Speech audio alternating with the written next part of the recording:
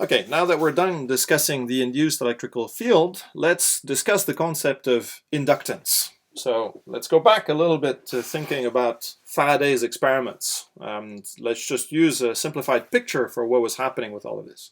So imagine I've got two loops, arbitrary shape, arbitrary distance from each other, doesn't matter. Let's say I circulate a current through the first loop. What's going to happen? Well, I will create a magnetic field coming out of this configuration here. Okay, and this magnetic field will, at least in some parts, if you want, pierce through the second surface like this. Okay. Okay, it kind of just cuts through the surface like this.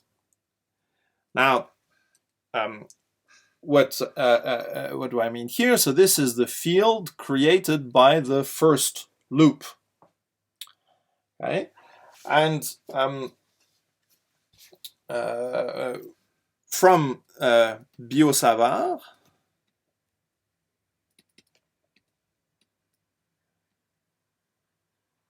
we can calculate the flux phi2 of B1 through loop 2.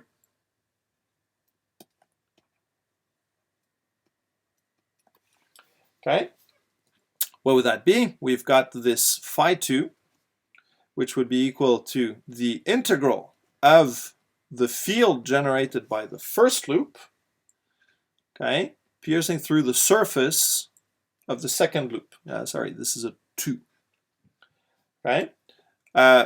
Now the point is that the field that we have here from Biot-Savart is proportional to the current going through 1, which would be this I1. And what we're going to do is we're going to write this proportionality constant explicitly. We're going to say that there's a number M21, okay, times I1, where this number here is going to be called the mutual inductance, okay, of loops 2 and 1. So how do we want to say something useful about this? Well, let's just consider the expression that we have here. When we do this, what we can do is just use the expression for B as being generated from a vector potential. So what would we have here? We would essentially, instead of doing this simple B here, we would say it's actually the curl of some vector potential A generated by the first loop, okay, all of this dotted into my dA2. And if I just use Stokes' theorem, this can be rewritten now as a line integral of the vector potential generated by the first loop with the element dL2 on curve 2, right? So dL2 would be on this curve here, and this integral here would be on the path 2. Yeah, so this is path 2. It means just the line of the circuit 2. Okay. So well, how do we go further with this? We had an expression in equation 5.57 in my version of the notes, that in general the vector potential induced by a line charge, a line current, would be the following thing: mu 0 over 4 pi, the integral over the path that we have of I at r prime divided by r minus r prime. Okay. So here, what we get, we get that the A generated by loop 1 at a certain position r is just mu 0 times I1 over 4 pi times the integral, closed integral, over what I'll write here as path 1. Yeah, so that's just really the path defined by loop 1 of dL1 divided by R2. Yeah, so here if I put this, yeah, or no, actually let me even save that for later. Write it for a general one, general R here, R minus R1 like this. Okay.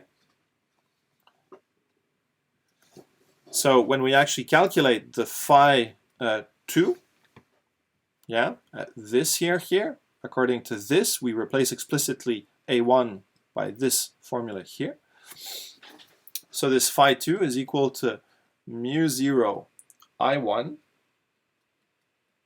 over 4 pi with the integral over the closed path P2 of dL2 dotted into this thing we just wrote here, okay? Integral over path 1 of dL1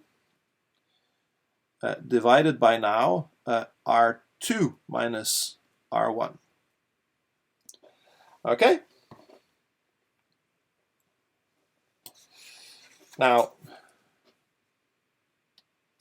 what we obtain is that, you see, we've already said that the flux would be proportional to the current 1, but now we can write the mutual inductance here by just using this expression and dividing by I1.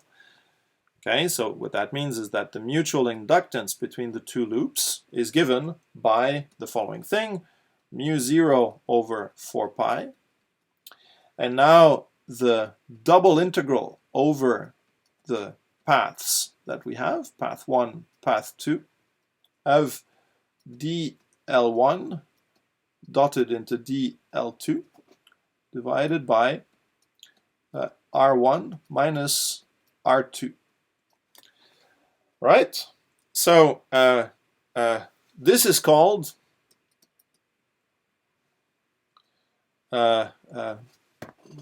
sorry. So this is known as the Neumann N, yeah? Neumann formula. Okay, a couple of fun things. It's symmetric. 1 exchanged with 2, yeah, so M21 is M12, it's the same thing. And the second thing is that it's purely geometric. You just need to tell me the shape of the two curves, and I will tell you the mutual inductance. Okay, so this is quite cool, because you see, you just need to give me the shape of these things, and I'll be able to tell you what the inductance is of one into the other. And the symmetry aspect of it was at first not obvious. You see, a change of current in loop 1 induces a change of current in loop 2. But would you have guessed that the kind of corresponding change in 2 would induce the same change in 1? Well, it's not immediately obvious. You have to think about it a little bit to see that it's a non-trivial statement. But in the end of the day, because of course we're using simple things like Biot-Savart, and all these things are just simple representations. Indeed, the symmetry is kind of transparent, but it's quite a nice little statement that it's symmetric. Okay, so maybe just to illustrate this a little bit, why this symmetry is important. So nice illustration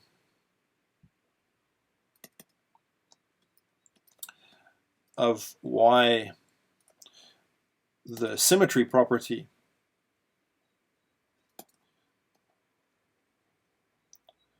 why this is actually useful.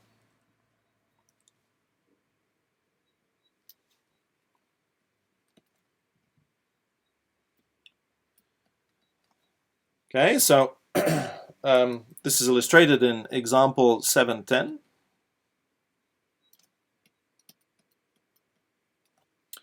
And what's example 710? It's a short solenoid inside an infinite one. Okay, so how can I illustrate this? Yeah, so I would essentially have a first little solenoid like this. Okay, it's like a cylinder like this, and you imagine that I have like a very tightly wound thing here, and now this is embedded inside a big infinite straight solenoid. Okay, so wonderful drawing skills here. I'll let your imagination correct the imperfections of my drawing, but that's the idea. So what are two comments to make? First of all, the field of the infinite solenoid is much simpler than the field of the small one. Okay? The small one essentially has, because of the termination here, it has lots of fringe effects here. The shape of the magnetic field around these bits here is very complicated. We've not solved it explicitly. So, you know, it's just ugly. You have to do a lot of work to get that. The field of the infinite solenoid is completely uniform. We've calculated it in an earlier example. It exists inside the solenoid, it's uniform within the solenoid, and it vanishes outside. And it's completely translationally invariant as I move in this direction. Okay, so the idea of this example is just to exploit the symmetry. So what's the problem here? So for the short solenoid,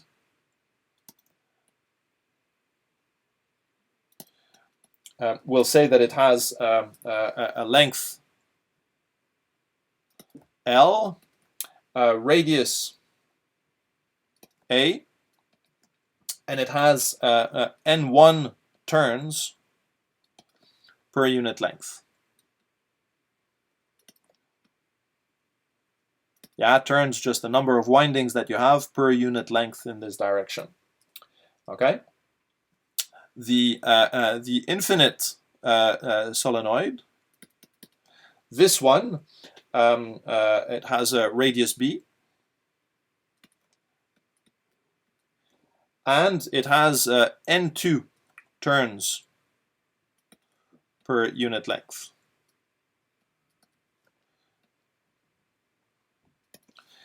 Right, so the question is, if there is a current I through the short solenoid,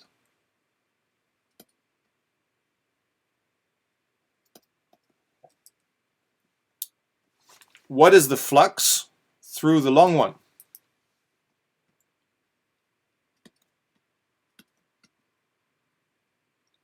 So what is the flux through the infinite one? All right, so how do we answer that? Well, so CF example 5.9, in which we calculated the field of the infinite solenoid. Okay, so the field of the infinite solenoid, B is equal to mu0 N2 I. Okay. so the flux through a single loop of the inner solenoid, okay, that would just be B times the surface of the inner solenoid, BA squared. Okay, so that's just mu 0 N2 I pi A squared. Okay, now you just can carry through. So if you have N1L turns in total,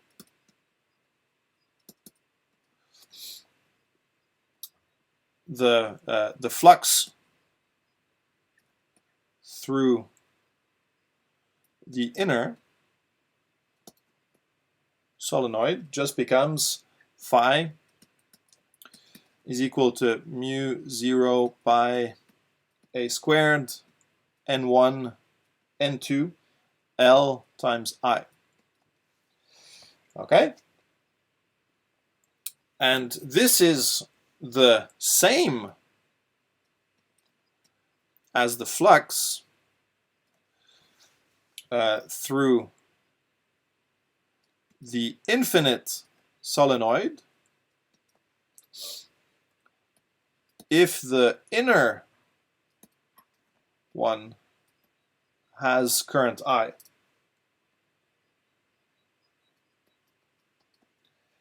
Okay? Because of the symmetry. So here the mutual inductance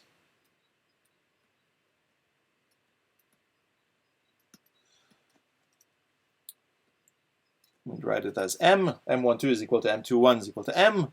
This is mu 0 pi A squared N1 N2 L. Okay, you see the symmetry has allowed us to very simply state accurately what the flux is from one to the other. If from in one solenoid, if the other carries a certain current I. Okay. Yeah. So so that's one thing. That's one example. Okay. So now you can ask yourself, going back to our construction. Yeah. So going back to our loops 1 and 2 above, you can ask the question of what happens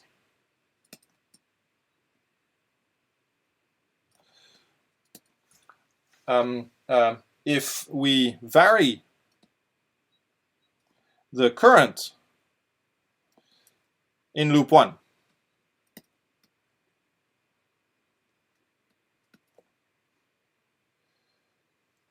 Okay, so well, the answer is that the flux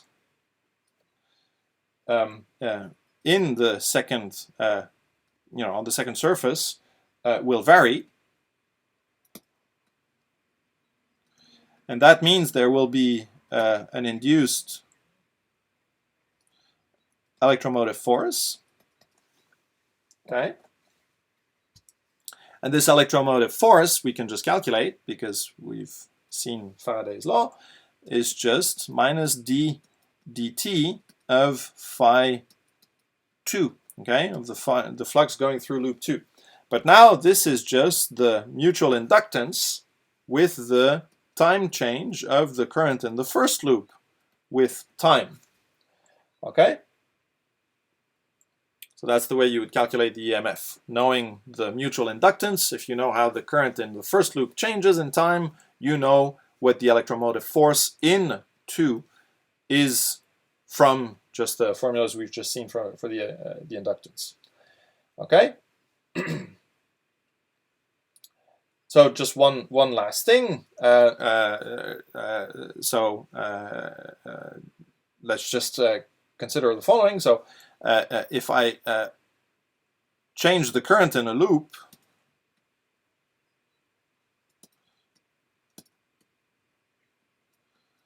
Okay, you shouldn't forget that this induces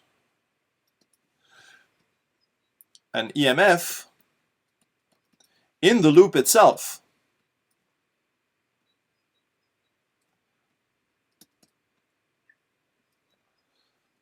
Okay, so the flux that you would have would be given by another proportionality constant that we'll call L, which is now the self-inductance.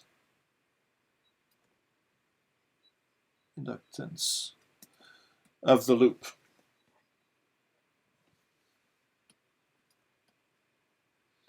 Again, it's a completely geometrical quantity. Okay, so the EMF induced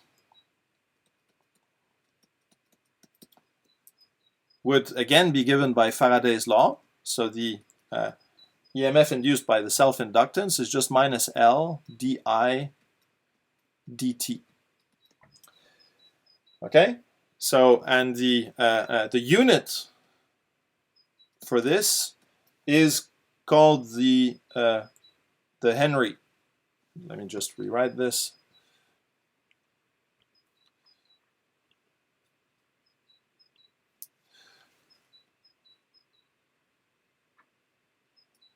Okay, so actually Henry was another researcher at the time of Faraday. He independently discovered the laws of, or the law of induction, but he was 1 year late. And that happened in 1832 instead of 31 for Faraday. But nonetheless, yeah, so he got his claim to fame by having this unit named after him. Okay. So just as an example of this, example of self-inductance, let's just look at the example 7.11 in the book. And what is this? What you have is a toroidal coil with a rectangular cross-section.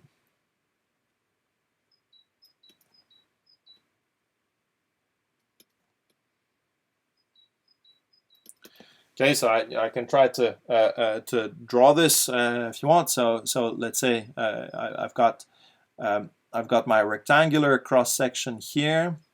Okay, and now this is a toroid. Okay, so this kind of goes around like this. Okay.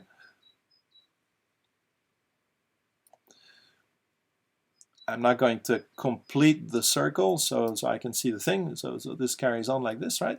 You see what I mean, right? So this is like this three-dimensional object like this. So it looks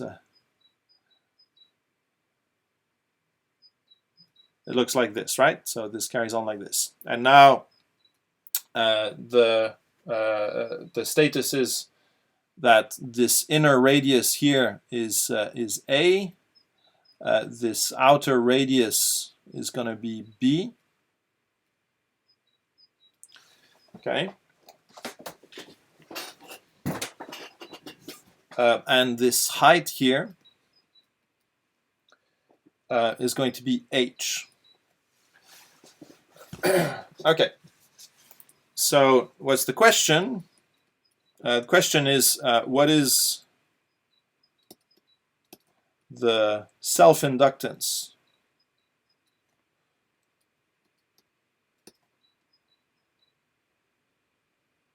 of this construction? Okay, so the solution again makes use of an earlier example, and this example was example 5.10, okay, where the magnetic field inside the toroid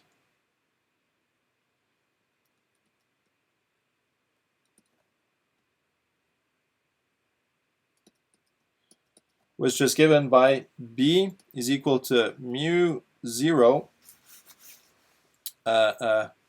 Actually, I should specify the. So you have. I'll just write it and then tell you what it is. Mu 0 Ni over 2 pi s. N is equal to the total number of terms. Total number of turns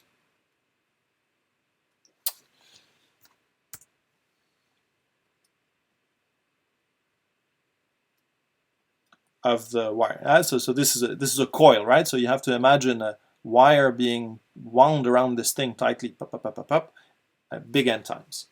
Okay. So let's calculate the flux through a single turn.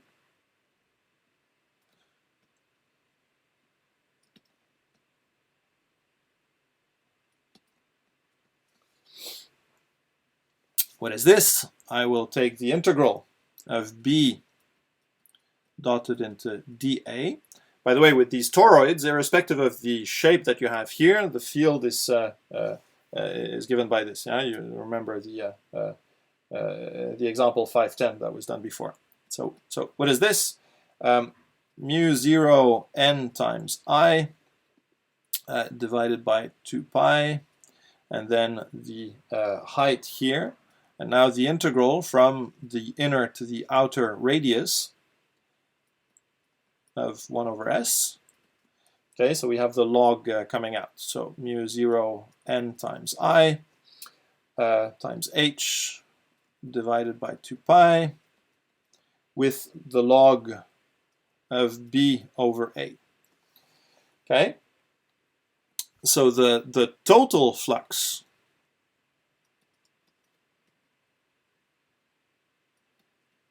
is simply n, big N times this result, because we have n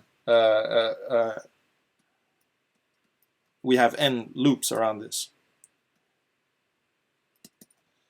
So what we get is that the self-inductance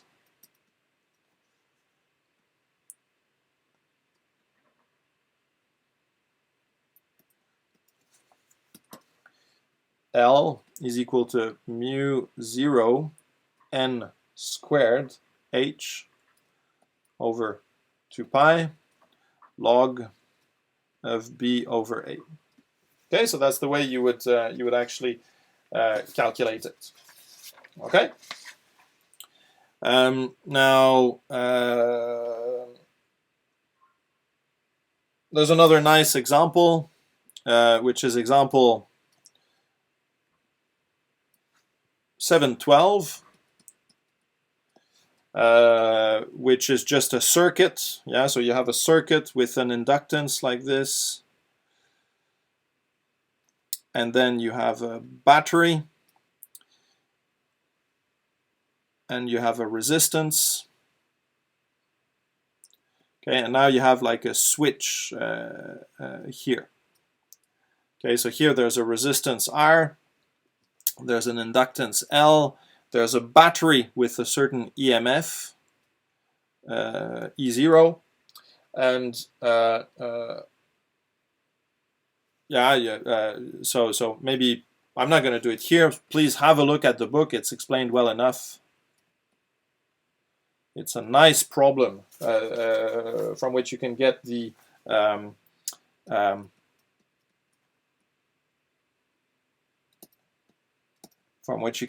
time-dependent current in the circuit after you close the switch here. Okay, I'll let you have a look at it because it's relatively straightforward. Okay, but it's a very nice example, so it's good if you know how to do it.